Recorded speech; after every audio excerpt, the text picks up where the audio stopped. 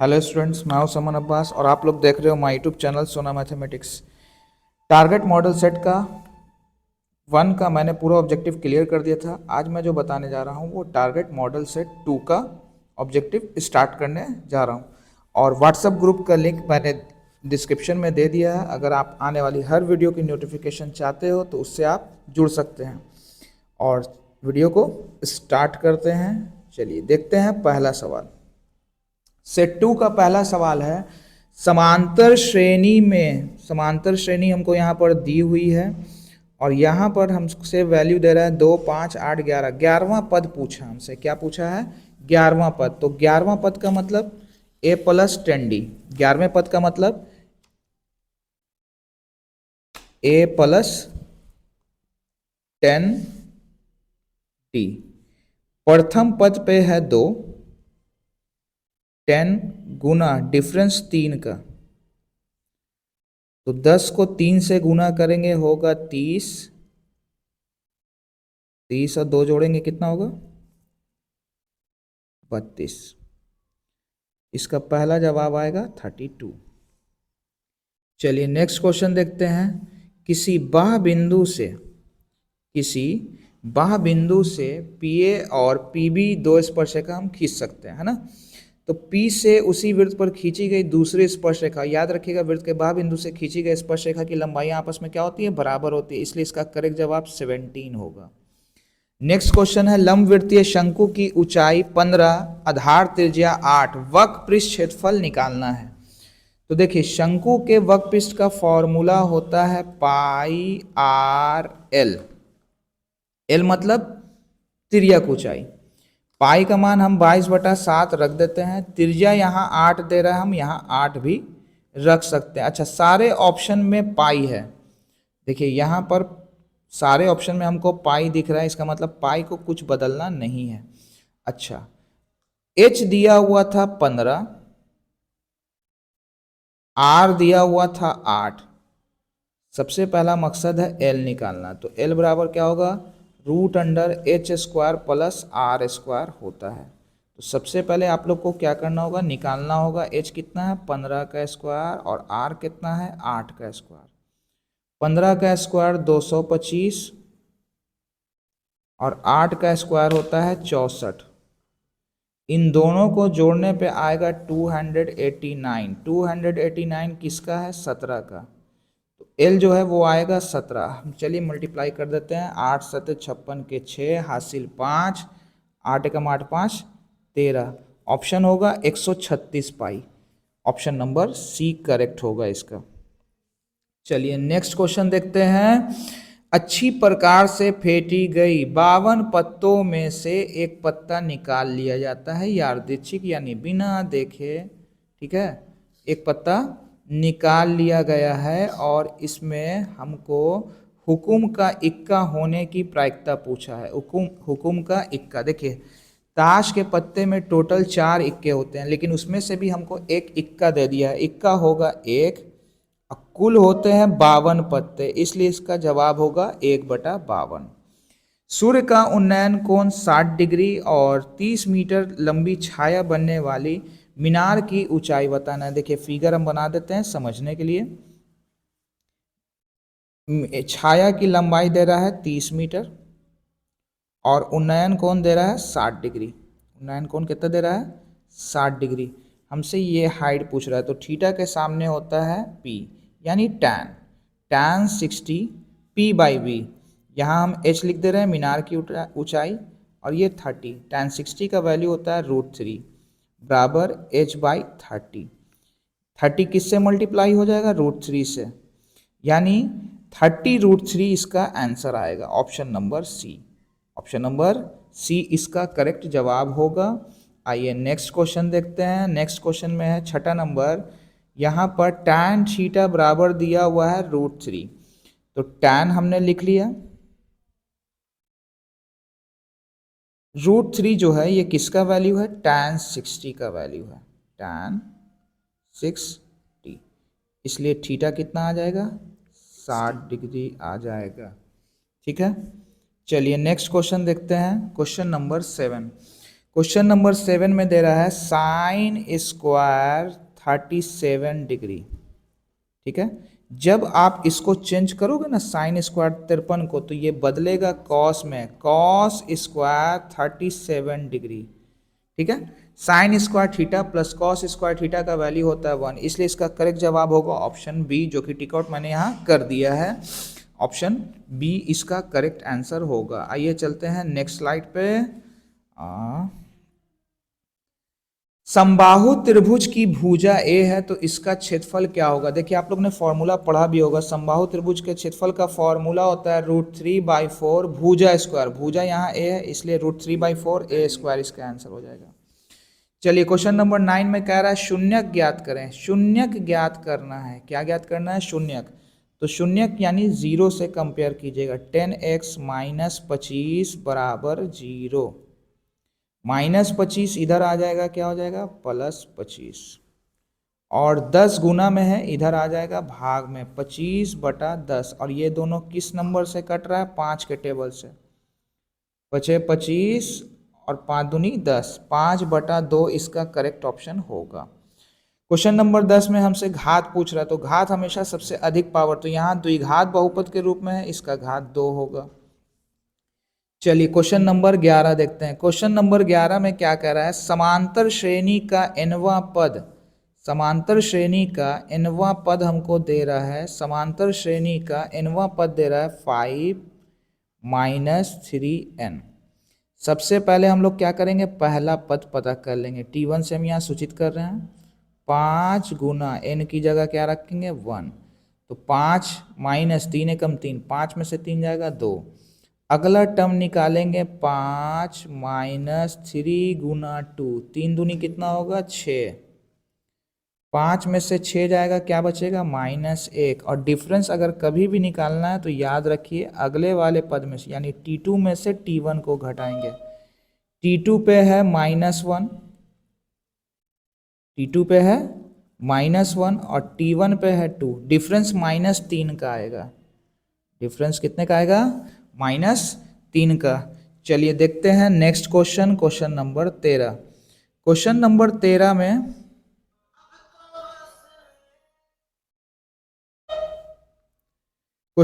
13 में है, दो शंकु के आयतन का अनुपात दिया हुआ है, आधार की त्रिज्या का अनुपात दे रहा है। यहाँ पर देखिए दो शंकु के आयतन का अनुपात, तो पहले शंकु के आयतन को हम शो कर देते हैं 1/3 πr1 का स्क्वायर h1। दूसरे शंकु के लिए हम लिख लेते हैं 1/3, फॉर्मूला तो वही रहेगा, यहाँ हम सिर्फ 2 लगा दे रहे हैं। ठीक है, 2 इसलिए लगा दे रहे हैं, यानी पहले शंकु का आयतन बटा दूसरे शंकु का आयतन, इन दोनों का अनुपात क्या दे रहा है, 4/5 दे रहा है। 1/3 पाई कट कर देंगे। r1 ध्यान से देखिएगा, आधार की त्रिज्या का अनुपात क्वेश्चन में दे रहा है, आधार की त्रिज्याओं का अनुपात, त्रिज्याओं का अनुपात यहाँ पर दे रहा है 2:3। तो पहले की त्रिज्या है 2 यानी 2 का स्क्वायर, और दूसरे की त्रिज्या दे रहा है 3 यानी 3 का स्क्वायर, h2 बराबर में 4/5। ठीक है, अब ध्यान से देखिए करेंगे क्या, यहाँ पर जब ये वैल्यू बराबर के इधर आएगा तो पलट जाएगा। फिलहाल हम यहाँ 2 का स्क्वायर 4 और ये 4 कट कर दे रहे हैं, 3 का स्क्वायर कहाँ चला जाएगा, ऊपर। इसका जवाब आएगा, थोड़ा सा हम 2 लाइन इरेज कर देते, पहले आप इतने का स्क्रीनशॉट ले लीजिएगा। अब देखिए ध्यान से समझिएगा, यहाँ पर क्या बचा, h1 और 3 का स्क्वायर कितना बचा, 9h2 और इधर 1/5। हम 9 को बराबर के इधर ले गए तो क्या हो जाएगा, h1/h2 9/5 होगा। इसलिए इसका करेक्ट आंसर क्या होगा, ऑप्शन नंबर सी। निम्नलिखित में किसका दशमलव प्रसार शांत है, तो ऑप्शन नंबर बी होगा इसका करेक्ट। क्यों होगा वो आप देख लीजिए। देखिए जिसका हर 2 पे पावर n 5 पे पावर m के रूप में हो उसका दशमलव पे क्या होता है, शांत होता है। 11/160 है, 2 को 4 बार गुना करेंगे 16 होगा, और 2 गुना 5, तो इसका हर जो है किसी भी तरह से देखा जाए तो 2 पे पावर यहाँ हो गया 5 और 5 पे पावर कितना 1। इसका हर 2 पे पावर m और 5 पे पावर n के रूप में है, इसलिए इसका दशमलव प्रसार क्या होगा, शांत होगा। आइए नेक्स्ट क्वेश्चन देखते हैं। नेक्स्ट क्वेश्चन में क्या कह रहा है, यदि q घनात्मक पूर्णांक है तो कौन सा घनात्मक विषम पूर्णांक नहीं है। तो देखिए सिंपली ज़्यादा मेहनत करने की ज़रूरत यहाँ पे नहीं है। अगर आप ध्यान से देखिए +1 1 विषम संख्या है, ठीक है, +3 विषम संख्या है, +7 विषम संख्या है, ये सारी विषम संख्या है, सिर्फ और सिर्फ कौन, 4 को छोड़कर।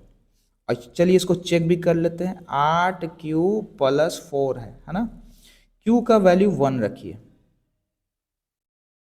8 एकम 8, 4 जोड़ेंगे तो कितना होगा 12। 12 कौन सी संख्या देती है, सम संख्या 12, इसलिए इसका करेक्ट ऑप्शन नंबर बी होगा।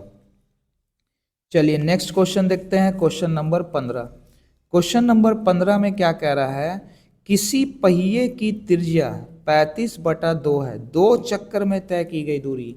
देखिए एक चक्कर का मतलब वृत्त की परिधि होता है, और यहाँ कितना चक्कर लगा रहा है, 2 चक्कर, इसको 2 से मल्टीप्लाई कर देंगे, 2 दूनी 4, पाई का मान हम रख देते हैं 22/7, और त्रिज्या कितनी है 35/44, ठीक है। 4 के टेबल से ये कट जाएगा 11 बार में, 11 के टेबल से 22 कट गया 2 बार में, और 7 के टेबल से 35 कट गया 5 बार में, 5 दूनी कितना आया 10, इसका करेक्ट ऑप्शन होगा 10। चलिए क्वेश्चन नंबर 16 देखा जाए। क्वेश्चन नंबर 16 को ध्यान से देखिएगा, s² - 2x - 3 = 0। तो इसको पहले हम लोग तोड़ेंगे, तो देखिए गुना करने पर 3, जोड़ने घटाने पर -2 लाना है, तो हम x - 3 और इसको x + 1 पे तोड़ सकते हैं, ठीक है, बराबर 0। हमने इसका फैक्टर किया है, ठीक है। अब अगला फैक्टर करना है, गुना करने पर 15 और जोड़ने घटाने पे 8 लाना है, तो यहाँ पर क्या होगा, x का 2 कॉलम पहले रख लीजिए, 5 तिहाई 15, 5 और 3 जोड़ेंगे कितना होगा 8 होगा। तो ध्यान से देखिएगा उभयनिष्ठ मूल x - 3 दोनों में आ रहा है, कॉमन कौन हो रहा है x - 3, x - 3 को कंपेयर करेंगे 0 से, -3 इधर आ जाएगा, क्या हो जाएगा +3, क्या आ जाएगा +3, उभयनिष्ठ मूल होगा +3। चलिए next question, question number 17। Question number 17 में कह रहा है त्रिभुज के 3 शीर्ष दिए हुए हैं, त्रिभुज के क्या दिए हुए हैं 3 शीर्ष, और हमसे केंद्रक निकालने को बोल रहा है। तो केंद्रक निकालने के लिए बोला है, क्या करेंगे, सारे भुज वाले वैल्यू को जोड़ देंगे, x1 + x2 + x3/3, उसी तरह से y1 + y2 + y3/3। x1 पे कौन है, ध्यान से देखिएगा तो 4 है, x2 पे 0, x3 पे 5/3, कॉमा y1 पे 6, y2 पे 4, y3 पे 5/3, जोड़ने पे आया 9/3, और इसको जोड़ने पे आया 15/3, 3 के टेबल से कट गया 3 बार में, और ये कट गया 5 बार में, 3:3,5 आया। चलिए चलते हैं नेक्स्ट स्लाइड। इसमें कह रहा है बहुलक बताइए, तो बहुलक कहते हैं किसको, जिसकी फ्रीक्वेंसी सबसे ज़्यादा हो, जिसकी बारंबारता सबसे ज़्यादा हो, तो ऑप्शन नंबर डी होगा, क्योंकि सबसे ज़्यादा बार कौन आ रहा है 7। 13 और 17 का समांतर माध्य पूछ रहा है, तो क्या करेंगे, इन दोनों को जोड़कर हम 2 से डिवाइड कर देंगे, तो जोड़ने पर आया 30, 30 का हाफ कितना होगा 15, इसका करेक्ट ऑप्शन बी होगा। चलिए नेक्स्ट क्वेश्चन देखते हैं, क्वेश्चन नंबर, समान ऊंचाई के 2 बेलनों के आयतन का अनुपात दिया हुआ है 4:9, उनके वक्रपृष्ठ क्षेत्रफल का अनुपात बताना है। देखिए समान ऊंचाई यानी कहने का मतलब पहले बेलन πr1 का स्क्वायर, यहाँ हम h1 लिख देते हैं पहले बेलन का, दूसरे बेलन का आयतन, बेलन के आयतन का formula pi R square H, यहाँ पर हम R2 लगा दिया है पहले बेलन और इसके लिए 4/9। H1 और H2 को हम कट कर दे रहे हैं क्योंकि क्वेश्चन में बोल रहा है समान ऊंचाई, यानी दोनों की हाइट क्या है, आपस में बराबर है। स्क्वायर हटेगा तो रूट चढ़ेगा, 4 का रूट 9 का रूट, यानी त्रिज्या का जो अनुपात आया वो आया 2:3। हमसे वर्कपीस निकालने को पूछा है, तो सिंपली सी बात देखिए, बेलन के वर्कपीस का फॉर्मूला आप लोग माइंड में रिवाइंड कर लीजिए, क्या होता है 2πRh। हम ऊपर की लाइन इरेज करने जा रहे हैं, चलिए ध्यान से देखिएगा। तो पहले बेलन के आयतन का फॉर्मूला 2πr1h1, 2πr2h2, फॉर्मूला कभी नहीं बदलता है। यहाँ पे हमने r1h1 इसलिए लगाया, पहले बेलन को शो कर रहा है या दूसरे को। 2π कैंसिल, h1 और h2 भी हम कैंसिल कर देंगे। क्यों कैंसिल कर देंगे? क्योंकि क्वेश्चन में दे रहा है समान ऊंचाई है। तो r1 और r2 का वैल्यू हम पहले ही निकाल चुके हैं, कितना निकला है 2:3, यानी इनके वर्कपीस क्षेत्रफल का जो वैल्यू होगा वो भी 2:3 होगा। आइए क्वेश्चन नंबर 21 देखते हैं। क्वेश्चन नंबर 21 में क्या कह रहा है, ध्यान से देखिएगा। कह रहा है के किस मान के लिए समीकरण निकाय के अनंत हल होंगे। तो अनंत हल का फॉर्मूला याद रखना है, क्या होता है a1/a2 बराबर b1/b2 इक्वल में होता है c1/c2। a1 की जगह है 1, a2 की जगह है 5, b1 की जगह है 2, b2 की जगह है k। अब ज़्यादा मेहनत मत कीजिए, ठीक है, क्रॉस गुना कर देते हैं। k को 1 से करेंगे k, और 5 को किससे मल्टीप्लाई किया 2 से, तो 5 दूना 10, यानी k का वैल्यू जो होगा वो क्या होगा 10 होगा। चलिए नेक्स्ट क्वेश्चन में पूछ रहा है कौन द्विघात समीकरण नहीं है, कौन द्विघात समीकरण नहीं है। तो पहले तो कोशिश ये करना है कि हमको सॉल्यूशन ना करना पड़े, ऑप्शन पे ध्यान देना है। तो पहला ऑप्शन देखिए, x+2 का क्यूब है, x गुना s² - 1 है। अगर हम इस x को x से मल्टीप्लाई करते हैं तो ये आ जाएगा x3, और s³ आगे चल के कट जाएगा, हो सकता है यहाँ 2 पावर बचे। इसको भी सॉल्व करेंगे तो ये भी द्विघात आ रहा है, c भी आ रहा है, लेकिन ऑप्शन नंबर डी नहीं है। क्यों? देखो x² यहाँ 1/s² बराबर 2 है। अगर हम इस s² को s² से गुना करेंगे तो पावर कितना हो जाएगा 4। तो ये द्विघात तो रहा नहीं। द्विघात कहते हैं किसको, जिसका सबसे ज़्यादा घात कितना हो 2 हो। और इसको हम एक तरीके से और भी पकड़ सकते थे, क्योंकि पावर यहाँ नेगेटिव में भी आ सकता है। जैसे देखिए यहाँ पे समझ लीजिए, s² प्लस इसको x का पावर -2 भी हम लिख सकते हैं, ठीक है। आइए क्वेश्चन नंबर 23 देखते हैं। क्वेश्चन नंबर 23 में क्या कह रहा है, वास्तविक एवं असमान के लिए हमको शर्त पकड़ना है। तो पहले तो फॉर्मूला आप लिख लीजिए। मूल वास्तविक असमान कब होता है, जब b² - 4ac, याद रखिए, ग्रेटर हो किससे 0 से। तो b की जगह पर कौन है यहाँ 4, a की जगह पे कौन है k, c की जगह पे कौन है 1, ग्रेटर दैन 0। 4 का स्क्वायर यहाँ क्या हो जाएगा 16। इस वैल्यू को हम बराबर के उधर ले गए, क्या हो जाएगा 4k, और 4 के टेबल से 16 जाएगा कितनी बार में 4 बार में। 4 बड़ा है किससे k से। तो ऑप्शन नंबर यहाँ पर ध्यान से देखिएगा, ऑप्शन नंबर ए इसका करेक्ट है।